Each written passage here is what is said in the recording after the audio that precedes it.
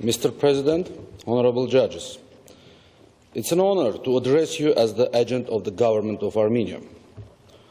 Almost 100 years ago, the Ottoman Empire embarked upon a widespread and systematic destruction of the Armenian people. April 24 this year marks the centennial of that crime.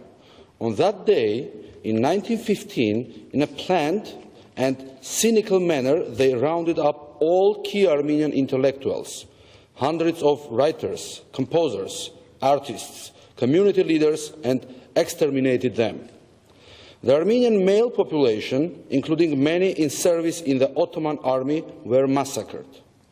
The women, children, and elders were sent on death marches through the desert, where they were starved, tortured, raped, slayed. Well over half of the Armenian population was deliberately exterminated, a memory that lives on so sorrowfully in the hearts and minds of Armenians. Those who survived were ripped of everything they had: their family, property, cultural and spiritual heritage. Those who stayed were deprived of their identity as Armenians. They lived with changed names, forcefully converted in faith, whispering to each other not to be heard speaking the remains of the Armenian they were able to preserve. The Armenian nation survived and overcame. It has never asked this court to pronounce on the suffering it has witnessed, but nor did it expect this court to ever allow the deniers to find a safe haven in its pronouncements, which are already now used for propaganda purposes of falsifying the history. As an intervener, Armenia's role is to point to the correct principles under which this case should be decided, and to indicate errors that have infected the lower court judgment. Whether or not its conclusion was correct does not matter, as much as certain misstatements of fact which have comforted genocide deniers throughout the world. We are here to ensure that such errors should never be repeated by a court that speaks in the name of human rights. Mr. President, I would like to introduce Mr. Geoffrey Robertson, QC, and then Mrs. Amal Clooney, who will present further submission on behalf of Armenia. Thank you. Mr. President, honourable judges, the object of the Ottoman Empire in 1915, as the German ambassador Wolf Metternich explained in a cable to Berlin, was, I quote, the elimination of the Armenian question through the extermination of the Armenian race. Unquote. It was by a study of what happened to the Armenians, followed by what was happening to the Jews in Germany, that led Raphael Lemkin to coin the term genocide to describe the worst of all crimes against humanity, a crime that all states now have a duty to combat. The issue in this case is whether the Swiss law under which this man Perenchik was convicted, Article 261 bis of the Penal Code, conforms to the freedom of expression guarantee in Article 10 of the European Convention. Article 10 is the Convention's way of saying, "Je suis Charlie," in the true Voltairean sense of permitting people to publish information and criticism and satire, however offensive, so long as it doesn't cause harm. It sets up a presumption, does Article 10, in favour of free speech in a convention that protects other rights to dignity, such as the right to live free of race hatred or discrimination, the right to say, "I am Jewish, I am Muslim, or I am Armenian," without fear that the race we happen to be born into will be stigmatized as inferior or subhuman. That is why Article 10 has its proviso which permits speech to be restrained by law on those occasions when it is likely to and intended to cause harm, to incite racial violence or hatred. Now, in the mouth of a rabid racist with a doctorate in law and a political party at his back and people waving flags and fists outside this court now, genocide denial can have a double impact. It makes survivors of genocide and their children and grandchildren feel the worthlessness and contempt and inferiority that the initial perpetrators intended. And it incites admiration for those perpetrators and a dangerous desire to emulate them. In this case, the Swiss courts decided that Perenchik's intentions were racist. They decided it. That his words in the Turkish language were designed to arouse his supporters in Turkey to hate Armenians and to applaud his hero, Talat Pasha, the Ottoman Hitler. Now, we acknowledge that some reasonable people will think the Swiss courts struck the wrong balance and that the antics of a character like Perenchik are laughable rather than dangerous. Perhaps that doesn't mean the law itself contravenes the convention or that its application in this case should be decided in his favour.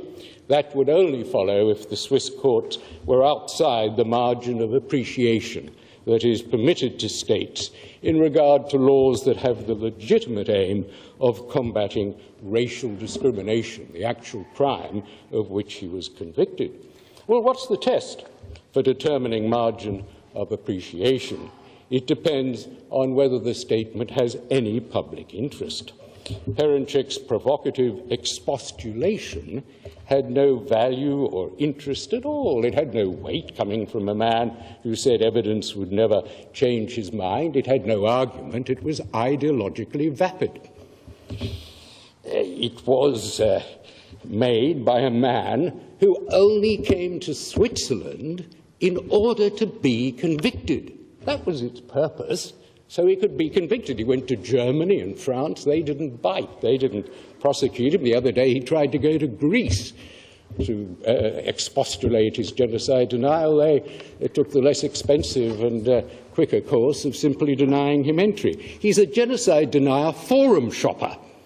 He seeks out countries in Europe where he can be convicted, and so by so doing promote himself and his perverse view of history. In England, we'd call him a vexatious litigant, a pest.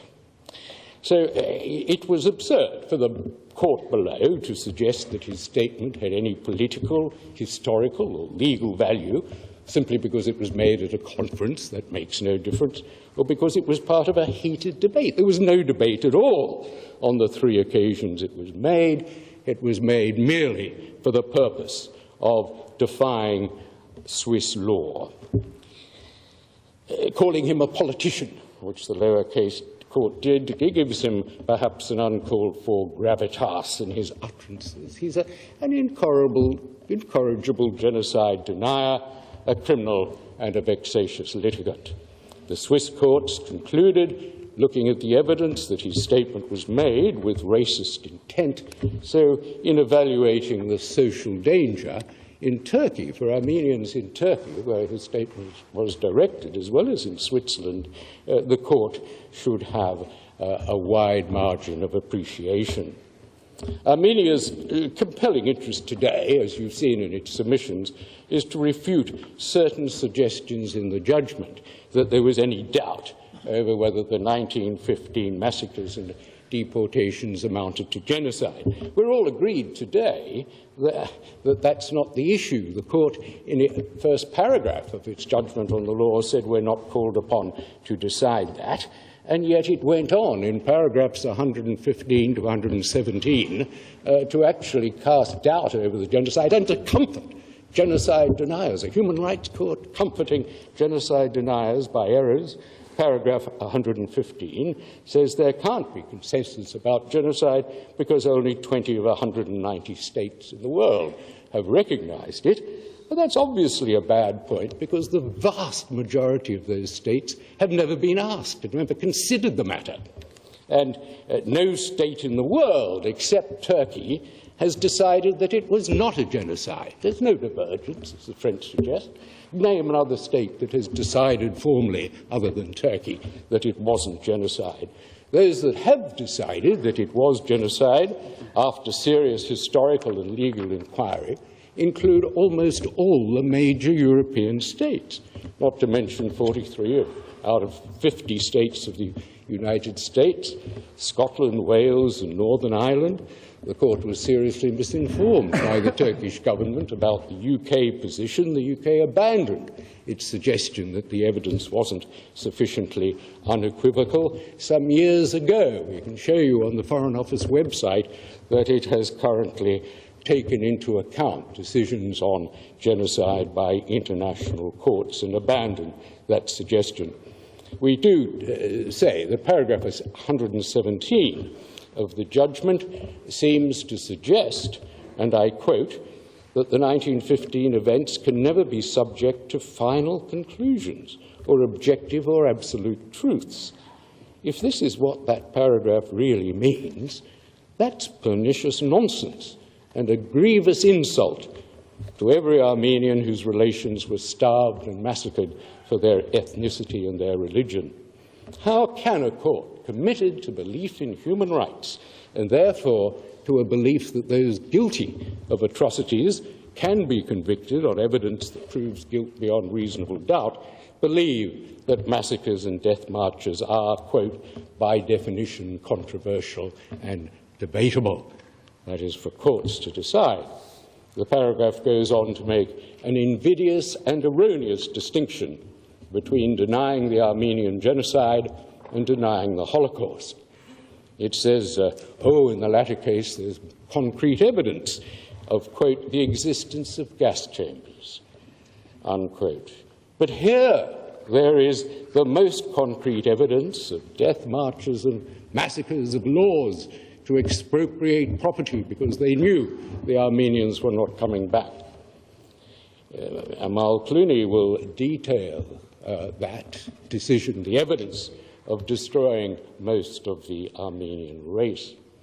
The lower court then claimed that an international military tribunal at Nuremberg had convicted the Nazis, and no such tribunal had convicted the Young Turks. Well, of course, it had. The military tribunal in Turkey, applying international military law in 1919, convicted Talat and his gang.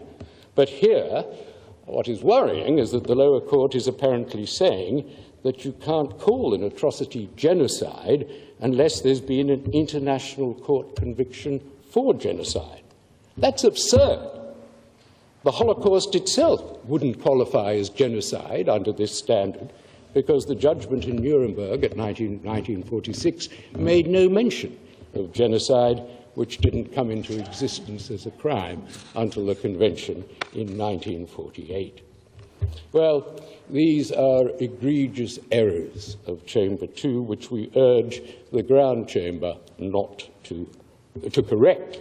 In fact, they promote the idea that the Holocaust is the only real genocide, with others forever relegated to the realms of history and debate, theory and debate. Of course, the Holocaust was an appalling example of the worst of crimes against humanity. But it is wrong to excuse or to minimize other mass murders on the grounds of race and religion because they have fewer victims or different methods of killing. What matters to Armenians, to Jews, to Bosnians and Bengalis, to Rwandan Tutsis, and today to Yazidis, is not the manner of their death, or whether an international court has convicted the perpetrators, but the fact that they were targeted as unfit to live because they were Jews or Armenians or Yazidis. By seeking somehow the lower court to privilege the Holocaust as the only proven genocide, the reasoning in this judgment damages the vital human rights cause of genocide prevention. Whatever this chamber decides on Article 10, the perverse notion that there is any doubt about the truth of the Armenian genocide should not feature in its reasoning. It was not, as genocide deniers pretend, a tragedy. It was a crime, an international crime of genocide. Thank you. Mr. President, honourable judges, it is an honour to appear before you today on behalf of the Government of Armenia. As my colleague has explained, our submissions today focus on the need to correct the record in this case. The most important error made by the court below is that it cast doubt on the reality of the Armenian genocide that the people suffered 100 years ago. I will argue that first, this finding on genocide was unnecessary in this case. Second, that it was reached without a proper forensic process. And third, and most importantly, that it was wrong. The court itself admitted that it was, quote, not required to determine whether the massacres suffered by the Armenians amounted to genocide. This is also the position conceded by the applicant and by the government of Turkey, and the government of Armenia agrees. In addition to being unnecessary, the lower court's comments on genocide were totally unsupported and made without even inviting Armenia's assistance. The court did not explain why it was overruling the Swiss courts, which heard and examined evidence on the matter, 90 kilos of evidence, we were told earlier this morning. Instead, the lower court reached its conclusions that the genocide was not proved or even provable without using any of the fact-gathering tools available to it. It didn't seek the submission of documentary evidence, it didn't call expert witnesses, it didn't hear fact witnesses, it didn't conduct on-site investigations. Mr. President, this court is not the forum, and Perenchek is not the case in which to determine state responsibility for the crime of genocide. But if this chamber were minded to make such a judicial determination, then Armenia must have its day in court. We would, in that situation, welcome the opportunity to submit evidence, which we consider to be overwhelming, that the massacres that killed over 1 million Armenians would today be labelled as genocide. It's something we can't possibly do justice to in the few minutes we've been accorded this morning. In the judgment below, the findings on genocide were simply wrong. The evidence of atrocities committed against the Armenians, some of which is summarised in the dissenting opinion below, clearly establishes both what happened and the specific genocidal intent behind it. Contemporaneous photographs show death marches and concentration camps where thousands of Armenians perished. There are images of beheadings, burnt bodies, railway cars packed with Armenians being herded into the desert. There are descriptions of the Euphrates River filled with blood. There are contemporaneous eyewitness accounts by missionaries, by journalists, including scores of articles in the New York Times. One of these reported Ottoman leader Talat Pasha's chilling resolution that there was, quote, no room for Christians in Turkey. There is a mass of contemporaneous diplomatic cables dispatched by ambassadors back to their capitals and today still available in state archives. The Ottoman Empire's US ambassador, Henry Morgenthau, for instance, confirmed that, quote, a campaign of race extermination is in progress against the Armenians. Even the ambassador from Germany, Turkey's ally, said that government leaders were admitting that the purpose behind their actions was, quote, the total obliteration of the Armenians. And in a joint statement issued in 1915, France, Great Britain, and Russia denounced the, quote, crimes of Turkey against humanity and civilization. There are also the Ottoman laws ordering deportations and expropriating the houses and churches of the expelled Armenians. Mustafa Arif, who was interior minister in the Ottoman Empire in 1917, admitted that his predecessors had, quote, carried out the law on deportation to exterminate the Armenians. And there is the admission in the Treaty of Sèvres of 1920, where the government of Turkey undertakes to hand over the persons who were, quote, responsible for the massacres. There are the verdicts of Ottoman courts, too, convicting the principal perpetrators and sentencing them to death. This includes the court-martial trial of the Ottoman Prime Minister, Talat Pasha, as well as other high-ranking officials. They were all convicted of mass murder rather than the crime of genocide. Mrs. Clooney, may I also draw your attention that the Armenian government has largely exhausted the time allocated, so might I ask you to conclude? I will conclude shortly, Yes. Mr. President. I was just saying that the conviction was not for genocide, but that's only because the word genocide had yet to be invented at that time. This is the availability of sufficient evidence was summarized in the joint concurring opinion in the court below. Mr. President, you also know that the availability of such evidence has led to the recognition of the Armenian genocide by a variety of governments, parliaments, international organizations and national courts. I won't go into that further because we summarize it in our written submissions. But I would like to finally note that Armenia, as a third party intervening in this case, has not made submissions on the merits and is not here to argue against freedom of expression, any more than Turkey is here to defend it. This court knows very well how disgraceful Turkey's record on free expression is. You found against the Turkish government in 224 separate cases on freedom of expression grounds.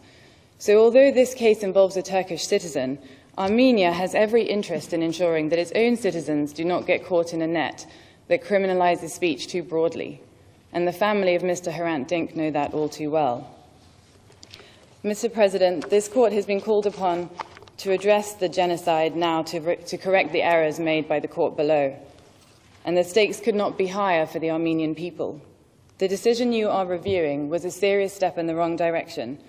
Perenchek and his colleagues on the Talat Pasha Committee, the committee named after the principal perpetrator of the genocide and deemed by the European Parliament to be xenophobic, have celebrated the judgment in its current terms and triumphantly complained that it has solved the Armenian question once and for all. Mr. President, the comments in the lower court judgment on genocide dishonour the memory of the Armenians who perished in the Ottoman Empire a century ago and assist those who will deny the genocide in order to incite racial hatred and violence. We hope that the Grand Chamber will set the record straight. Thank you. Thank you very much.